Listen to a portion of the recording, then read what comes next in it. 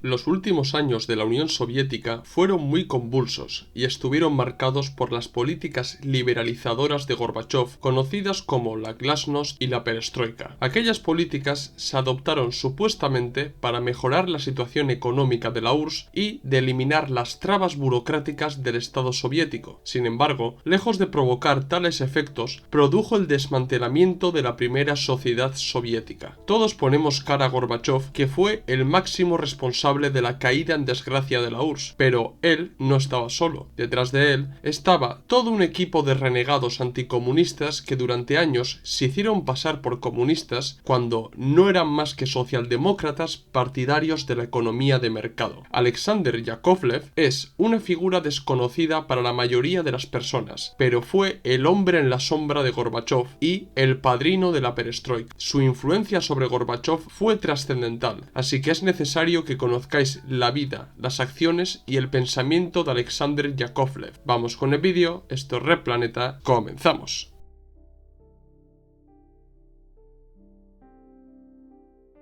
En la historia de la Unión Soviética aparecieron nefastos personajes que trabajaron conscientemente para socavar las ideas comunistas y acabar con la edificación socialista a la que tantos militantes conscientes del proletariado ruso y mundial se entregaron en cuerpo y alma. En las próximas semanas subiré distintos vídeos sobre los años de Gorbachov, haciendo hincapié en la perestroika y la glasnost, pero para entender plenamente los últimos años soviéticos es necesario presentar al hombre que estuvo a la sombra de Gorbachov, moviendo los hilos y encaminando al gobierno y al partido a su disolución. Alexander Nikolayevich Yakovlev nació el 2 de diciembre de 1923 en el pequeño pueblo de Korolyovo, en el oblast de Yaroslav. Yakovlev nació en el seno de una familia campesina y era hijo de un soldado del Ejército Rojo que participó en la guerra civil dentro de la caballería. Además, su padre llegó a ser el primer presidente de una granja colectiva local de Yaroslav. Los nazis invadieron la URSS pocas semanas después de que Yakovlev terminara sus estudios en la escuela. Se alistó al Ejército Rojo y fue integrado en la Marina soviética para defender la madre patria de los invasores hitlerianos. Con el tiempo, fue escalando posiciones dentro de la Marina y se convirtió en el comandante de la 6ª Brigada de Infantería de Marina de la Flota Báltica. Combatió en el frente de Leningrado, ayudando a acabar con el sitio de Leningrado que impusieron las tropas nazis. Fue herido en combate cerca de Viniagolovo y pasó una gran parte de la guerra hospitalizado. En 1944 se unió al Partido Comunista de la Unión Soviética y juró lealtad al partido y al Estado soviético. Tras la guerra, reanudó sus estudios y entró en el Instituto Pedagógico de Yaroslav a la vez que trabajaba para el partido en el oblast. Dentro del partido, a Yakovlev le nombraron instructor del Departamento de Propaganda y Agitación, esto es, jefe de Agitprop en Yaroslav, e intentó combinar su trabajo con los estudios. Entre 1956 y 1960 dio mucha importancia a los estudios y estudió en la Academia de Ciencias Sociales del Comité Central del PQS. Según sus palabras, en los últimos años de Stalin fue cuando empezó a cuestionarse la validez del marxismo-leninismo y del Estado soviético, porque en muchos viajes que realizó la capital se cruzó con distintos convoyes que llevaban prisioneros a los campos de trabajo del Gulag, hecho que no le gustó nada y que le pareció que las críticas realizadas desde Occidente hacia la URSS, calificándola como Estado totalitario y dictatorial, eran reales. Yakovlev también estuvo presente en todas las sesiones del 20 Congreso del PQS y especialmente estuvo en la última sesión del Congreso en el que Khrushchev leyó su famoso discurso secreto. Las palabras de Khrushchev causaron una gran conmoción en Yakovlev y este estuvo de acuerdo con la mayoría de las cosas que dijo el entonces secretario general del PQS. Si bien a lo largo de su vida Yakovlev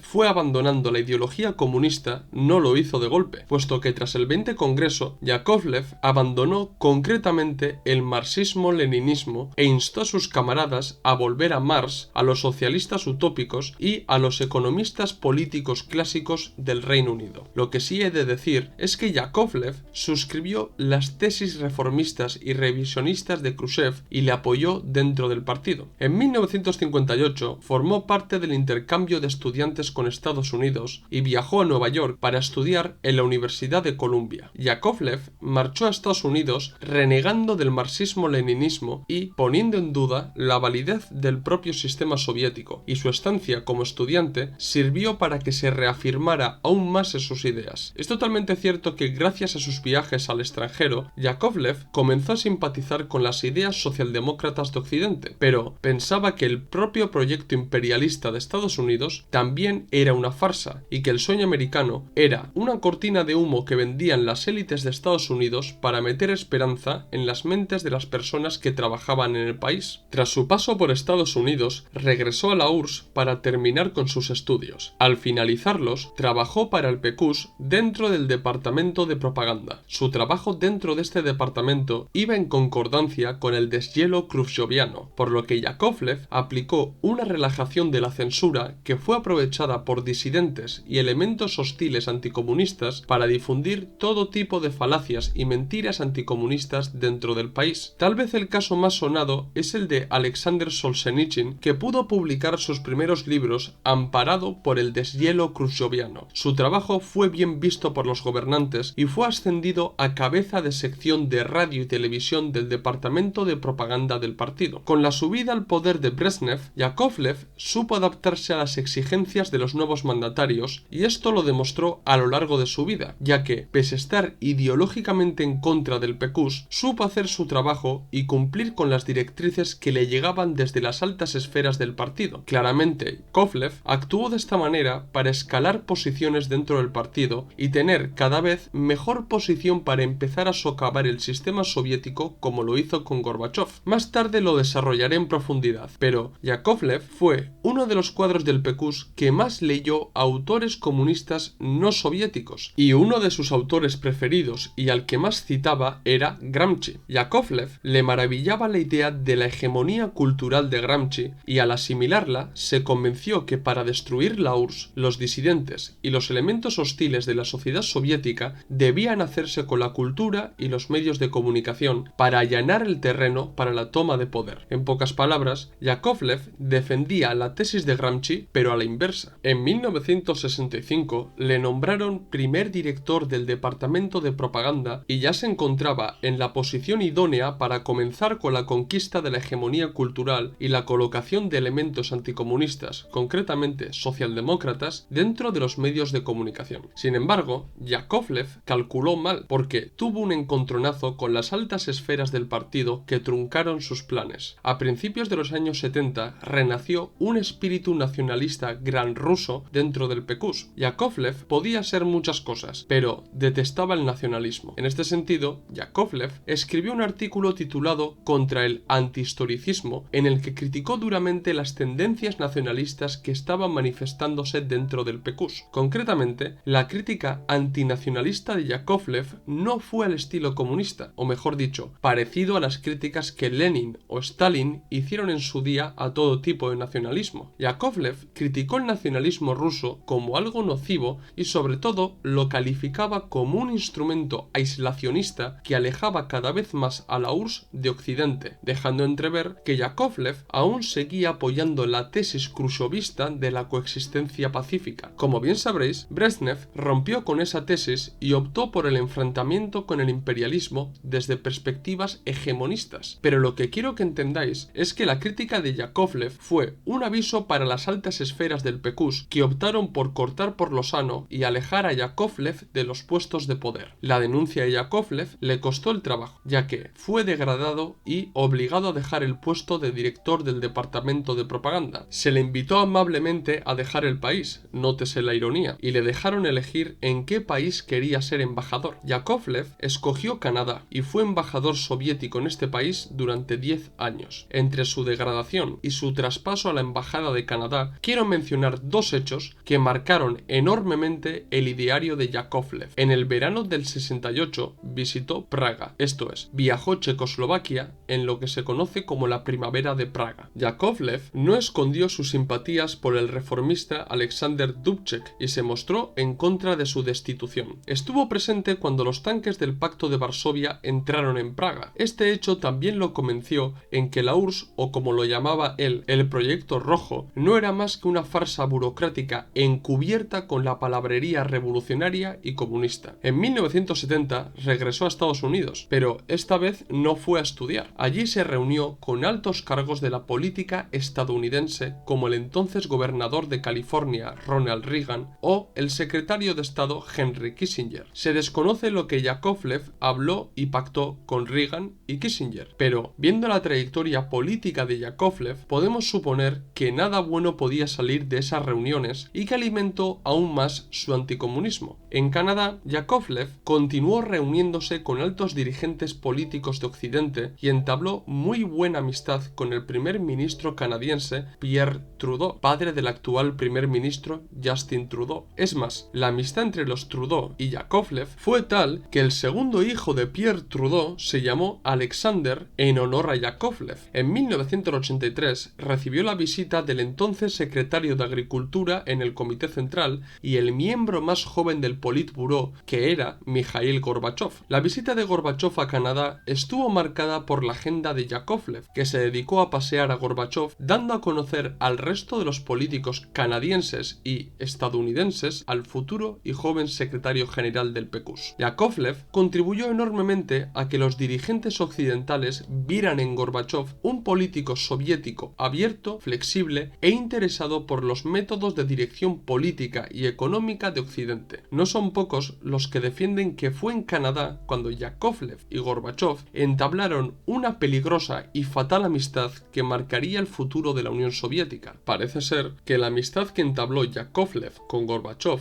no fue simplemente una amistad, sino más bien una alianza, ya que años después Yakovlev recordó sus primeras conversaciones con Gorbachev en una entrevista que le hizo la Universidad de Berkeley de California. Esto fue lo que dijo: hablamos francamente sobre los problemas de la situación interna en Rusia. Él estaba diciendo que bajo estas condiciones, las condiciones de dictadura y ausencia de libertad, el país simplemente perecería. Así que fue en ese momento, durante nuestra conversación de 3 horas, casi como si nuestras cabezas estuvieran sincronizadas, lo soltamos todo y durante esa conversación de 3 horas llegamos a un acuerdo en todos nuestros puntos principales. Gorbachev recompensó a Yakovlev convenciendo a Andropov de que Yakovlev regresara a la URSS y fuera nombrado director del Instituto para las Relaciones Internacionales y la Economía Mundial. En verdad, Yakovlev era el miembro del Comité Central con más experiencia y relaciones con el mundo occidental, lo que le colocaba en una posición bastante favorable para actuar como la quinta columna de Occidente en la URSS. Tras la muerte de Andropov, Reino Unido vio una oportunidad de incidir en la nueva administración soviética antes de que fijara su hoja de ruta para el nuevo milenio. De esta manera, invitaron a la delegación del Soviet Supremo de la URSS a que visitara Londres a nivel oficial. La embajada británica en Moscú dejó claro que el gobierno británico ponía la condición de que la delegación debía ser encabezada por Gorbachev.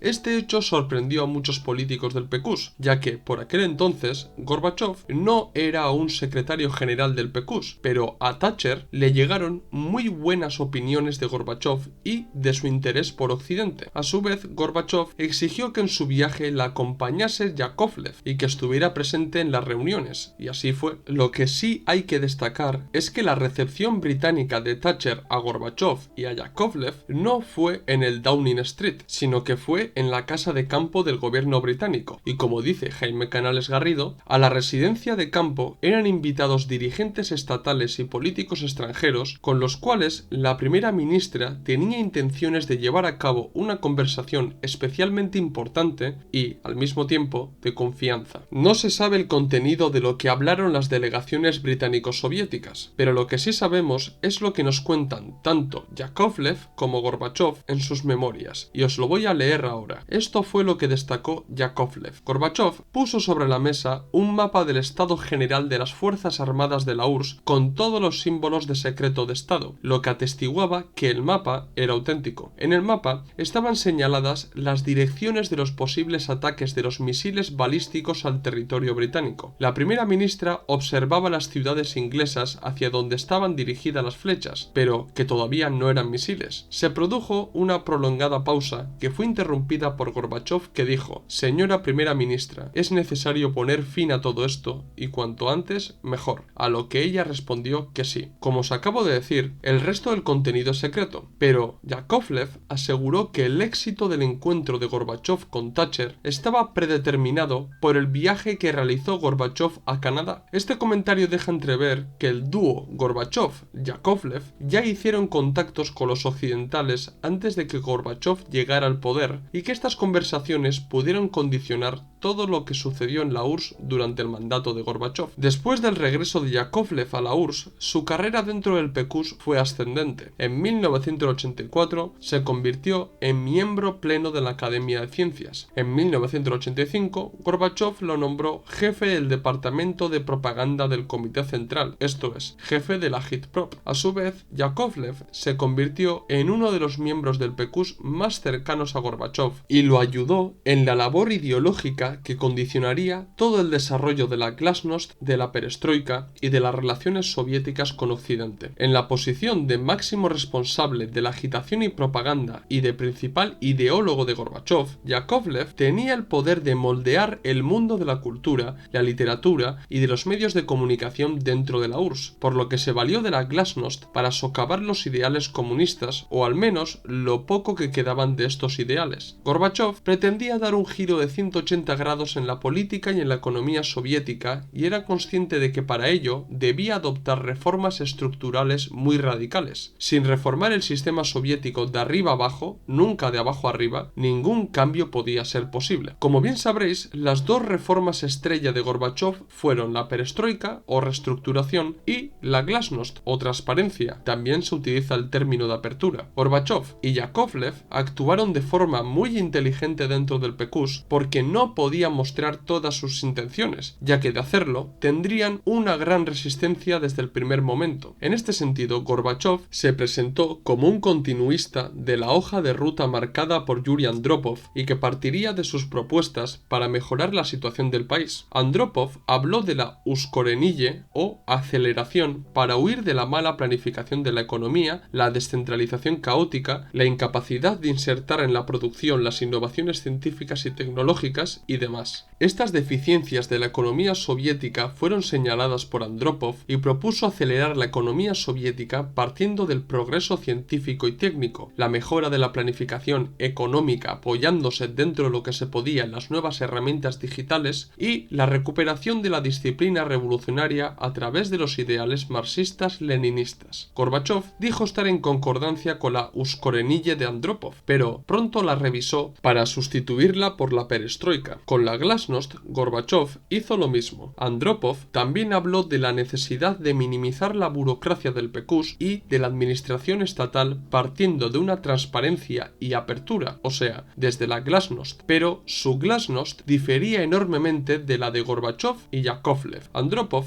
reconoció el problema de la burocratización del partido y la separación de los dirigentes partidistas de las masas trabajadoras, por lo que abogó por una apertura y transparencia dentro del partido ante la clase trabajadora soviética. Pero esa glasnost no tenía como fin liquidar el partido, al contrario, mejorarlo, aumentando la participación de las masas trabajadoras en él. Por ejemplo, Andropov quiso acabar con el excesivo formalismo de las reuniones del partido, llamó a derribar los obstáculos que dificultaban la participación de los trabajadores en la vida política del país y, entre muchas otras cosas, introdujo la práctica de sostener discusiones preliminares a las decisiones partidarias y gubernamentales en los colectivos de trabajo y en las fábricas. Todo esto debía ir de la mano de una educación comunista constante de las masas y de los miembros del partido para no desviarse del espíritu revolucionario del leninismo. Al igual que hizo con la aceleración de Andropov, Gorbachov hizo suya la glasnost y con la ayuda de Yakovlev revisaron su significado y naturaleza para crear una herramienta política y cultural muy poderosa para minar la autoridad del PQS dentro de la Unión Soviética. Tengo que recordaros que por aquellos años Yakovlev era la máxima autoridad en la agitación y propaganda del PQS y el ideólogo principal de Gorbachov, de modo que la glasnost fue utilizada por Yakovlev para cumplir con la conquista de la hegemonía cultural a la inversa que os he comentado antes. A continuación os voy a leer una cita de Yakovlev que os va a ayudar a entender el uso que le dio a la glasnost en los últimos años de la Unión Soviética. El régimen totalitario soviético podía ser destruido solo a través de la transparencia, glasnost, y la disciplina totalitaria del partido, encubriendo esto bajo el pretexto del interés de perfeccionar el socialismo. Con esta cita, Yakovlev nos da a entender que para él la glasnost no era más que una revolución anticomunista realizada desde arriba y aprovechando los propios aparatos partidistas y del Estado para acabar con la URSS. Aquí se puede ver con toda claridad que Yakovlev entendió muy bien a Gramsci y su concepto de hegemonía cultural, ya que partiendo de la glasnost podría controlar la opinión pública y colocar en los medios de comunicación a elementos hostiles al sovietismo con el único objetivo de poner fin a la URSS. Pero ese trabajo no podía realizarse partiendo únicamente de la glasnost, sino que la glasnost debía ser acompañada por la perestroika, o mejor dicho, la glasnost era, como dijo Gorbachov, la fuerza motriz de la perestroika. Fue Yakovlev quien convenció a Gorbachov de trabajar por la supuesta democratización de todas las esferas de la URSS y el propio Gorbachov escribió lo siguiente en su obra La perestroika: cuanto más democracia haya, más socialismo tendremos. Tal es nuestra firme convicción y no la abandonaremos. Promoveremos la democracia en la economía, en la política y en el interior del propio partido. Así pues, tras la falsa ilusión de la democratización, se promovió la liberalización de la economía descentralizando y privatizando, y acabaron con lo poco que quedaba de marxismo-leninismo y con la autoridad del partido partiendo de la glasnost. Yakovlev, como máximo responsable de la agitación y propaganda y la ideología del PQS, se centró en la glasnost y en utilizarla como un arma contra los adversarios de Gorbachov dentro del partido. La glasnost se realizó partiendo de distintas medidas, o mejor dicho etapas. Yakovlev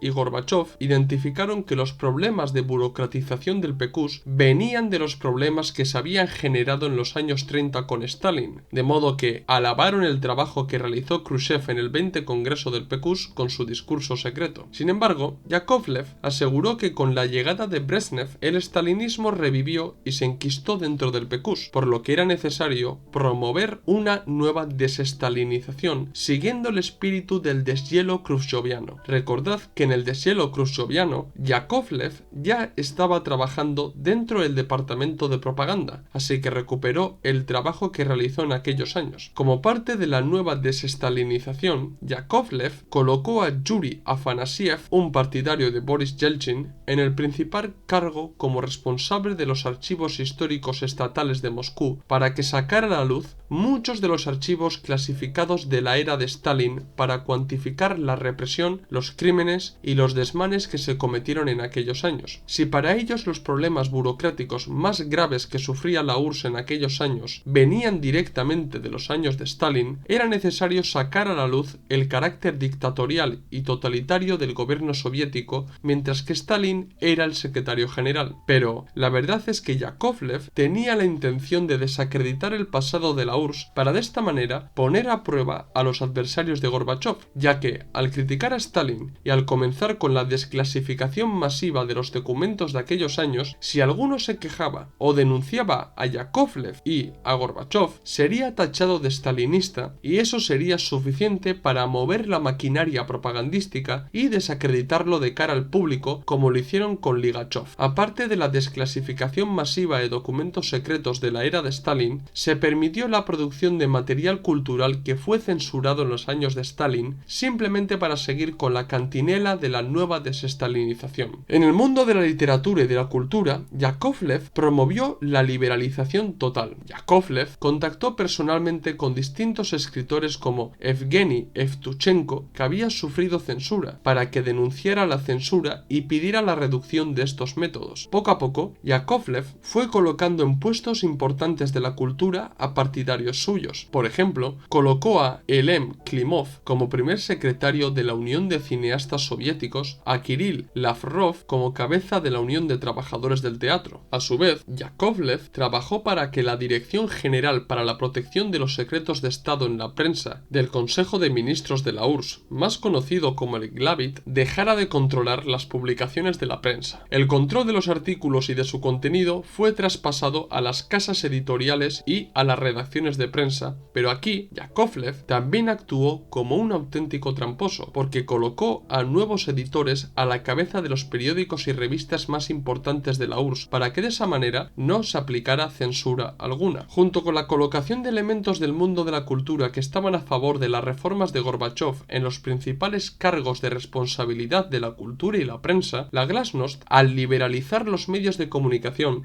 provocó que estos no fueran controlados únicamente por elementos hostiles nacionales, sino que Estados Unidos y Reino Unido actuaron rápidamente y desplazaron una cantidad importante de periodistas para que trabajaran en los medios de comunicación de la URSS. La excusa de Yakovlev de liberalizar la cultura y la vida política del país promoviendo un clima de participación popular no era más que una cortina de humo para que la cultura y la mass media fuera controlada por los enemigos del Estado soviético e iniciaran un proceso de crítica autodestructiva que el PQS no podía controlar ni contrarrestar. Siguiendo con la Glasnost, Yakovlev habló a Gorbachov del poder que tenían los medios de comunicación en Occidente para moldear la opinión pública y en parte para condicionar las decisiones de los gobiernos capitalistas. En este sentido, Yakovlev explicó a Gorbachov el significado del cuarto poder que se le atribuye a los medios de comunicación y el gobierno de Gorbachov decidió implantar el cuarto poder dentro de la URSS. Lógicamente, hasta entonces, el partido y el gobierno ejercían poderosa influencia y control sobre los medios de comunicación, así que el trabajo realizado de antes por Yakovlev, colocando en cargos de responsabilidad a sus colegas, permitiría crear un cuarto poder en la URSS. Gorbachov asimiló plenamente la tesis de Yakovlev y llegó a la conclusión que en la URSS, al no existir más partidos legales, el PQS no podía recibir críticas desde la oposición, por lo que los medios de comunicación, erigidos como el cuarto poder, debían convertirse en los críticos al sistema soviético. Así pues, entre 1986 y 1987, Gorbachov incitó a los intelectuales y a la prensa a criticar al partido y a su historia, para supuestamente mejorar la labor que estaba realizando su gobierno. Sin embargo, esta acción era una acción suicida, porque cuando Yakovlev dio alas a los elementos hostiles en la prensa y en el mundo de la cultura, el clima que se creó no estaba en concordancia con la crítica constructiva, sino más bien con la crítica destructiva que a la postre acabaría erosionando el poder soviético y al PQS. La invitación de Gorbachov a la crítica fue tal que Mike Davidow, un corresponsal extranjero que se encontraba en Moscú, dijo que nunca en la historia un partido gobernante entregó literalmente los medios masivos a las fuerzas empeñadas en su propia destrucción y la del Estado que lideraba, como lo hicieron los líderes del PQS. Pero la Glasnost no se quedó únicamente en la prensa y en el ámbito cultural de la URSS, sino que Gorbachov y Yakovlev fueron más allá aplicando la Glasnost al PQS. Después del 27 Congreso del PQS, Gorbachov anunció la reforma del partido para supuestamente democratizarlo. La necesidad de implantar una reforma dentro del partido no salió del propio partido ni de sus miembros, sino que las fuerzas hostiles que la Glasnost había desatado incitaron al gobierno a promover una reforma radical dentro del partido. Como os he dicho antes, Andropov ya había señalado algunas deficiencias burocráticas que arrastraba el partido, pero sus propuestas fueron más honestas y con la intención de recuperar el papel de vanguardia que tuvo años atrás. No obstante, Yakovlev no tenía la intención de mejorar ni reforzar el partido, sino que su misión era liquidarlo, por lo que se puso manos a la obra. Las medidas de la reforma del PQS fueron las siguientes: minimizar el monopolio del poder del PQS hasta desplazarlo completamente, inclusión en las elecciones de candidatos múltiples para los puestos de secretarios partidarios desde el nivel distrital hasta el estatal, permisión a personas no militantes del PQS de participar en las elecciones y que obtuvieran cargos de responsabilidad. Pero la verdadera liquidación del PQS vino después de la 19ª conferencia del partido. En dicha conferencia se optó por legalizar a partidos no comunistas. Se propuso crear un congreso Congreso de Diputados del Pueblo, que sería un nuevo cuerpo supremo estatal, una presidencia, y sustituir el Comité Central por comisiones, privando al resto de los líderes del PQS que estaban en contra de la perestroika de un equipo operativo. Yakovlev fue más allá, exigiendo la división del PQS en dos partidos distintos que serían el Partido Socialista y el Partido Democrático Popular. La única intención era liquidar el PQS y eliminar el monopolio del poder que había constado